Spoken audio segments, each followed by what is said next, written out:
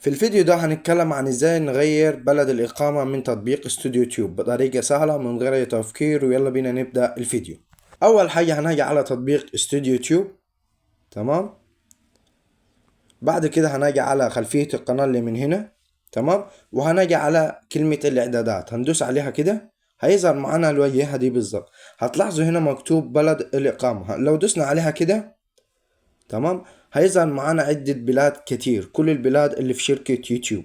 تمام. لو نزلنا تحت خالص كده هنلاقي مصر هنا.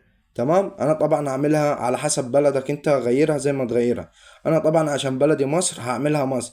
لو بلدك مثلا امريكا، بلدك معرفش ايه، اعملها زي ما تعملها. تمام. انا عملتها مصر كده. تمام. وهنطلع كده مثلا. تمام. وعملنا كده.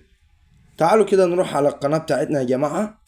كده جينا على القناة بتاعتنا يا جماعة. لو جينا هنا ونزلنا تحت هتلاقوا بلد الإقامة اتغيرت، بقت معانا مصر.